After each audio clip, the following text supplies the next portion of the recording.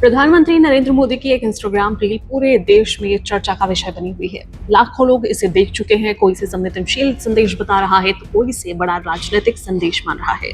लेकिन आखिर इस 2 से 3 मिनट की रील में ऐसा क्या है कि सोशल मीडिया से लेकर राजनीतिक गलियारों तक इसकी चर्चा खूब हो रही है। आखिर किन बच्चों की वो बात कर रहे थे जिन्हें प्रधानमंत्री ने माफ करने की बात कही, और इस रील के पीछे की पूरी कहानी क्या है, आने वाले समय में इस पूरे वीडियो में आपको बताने जा रही हूँ। नमस्कार, मैं हूँ आपके साथ छाया। पूरा विवाद हाल के छात्र आंदोलन से जुड़ा है।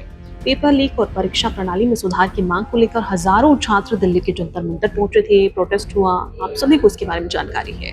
प्रधानमंत्री नरेंद्र मोदी के खिलाफ नारे लगे। कुछ वायरल वीडियो में कुछ युवाओं द्वारा प्रधानमंत्री और उनकी दिवंगत मां के लिए अपशब्द कहते हुए भी देखा गया।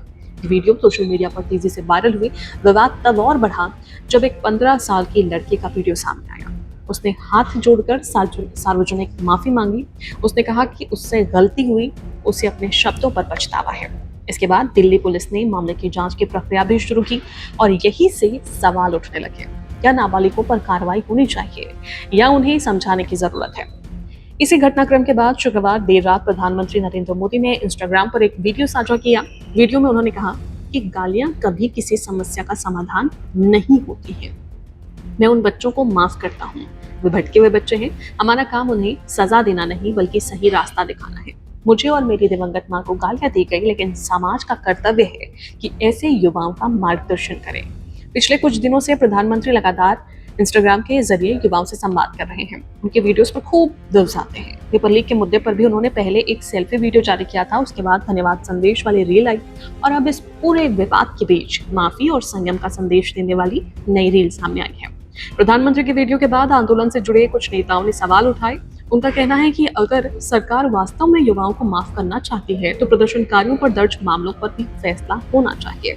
इस पूरे घटनाक्रम के कई राजनीतिक मायने निकाले जा रहे हैं।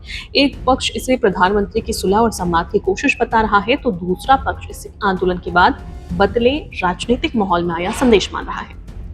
यानी एक ही वीडियो की अलग अलग राजनीतिक व्याख्याएं सामने आ रही है।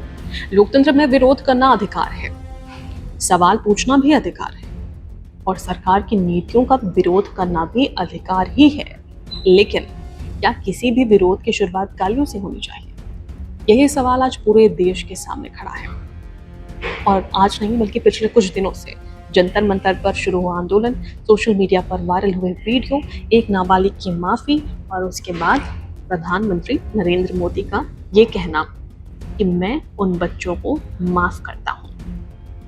इस पूरे घटनाक्रम ने बहस को सिर्फ राजनीति तक सीमित नहीं रखा बल्कि समाज के सामने भी एक आईना रख दिया है।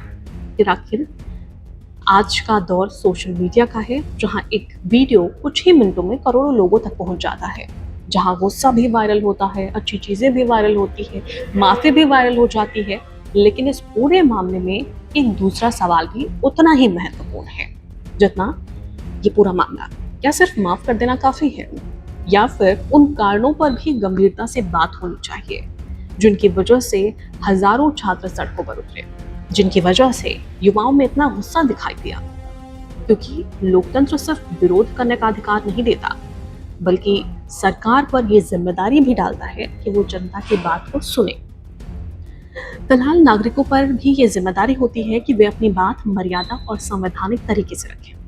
उन्होंने प्रोटेस्ट किया, ठीक है, प्रोटेस्ट करने का अधिकार है, लेकिन गालियां? प्रधानमंत्री के इस वीडियो को कोई संवेदनशील संदेश मार रहा है तो कोई इसे राजनीतिक रणनीति बता रहा है, कोई इसे युवाओं को समझाने की कोशिश कह रहा है तो कोई कुछ और रिएक्ट कर रहा है।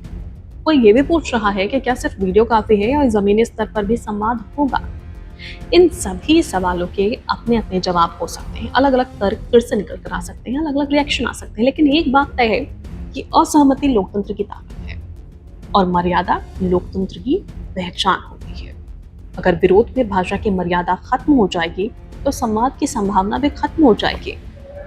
अगर सत्ता सवाल सुनना बंद कर दे तो लोकतंत्र कमजोर होने लगेगा। हालांकि इसी कमजोरी को छिपाने के लिए, इसी कमजोरी को ना होने देने के लिए इस तरह के कदम उठाए गए और ना ही नफरत की। जरूरत है संवाद की, संविधान के दायरे में रहकर अपनी बात रखने की और ऐसी राजनीति की जहां विचारों का मुकाबला विचारों से हो, शब्दों का नहीं।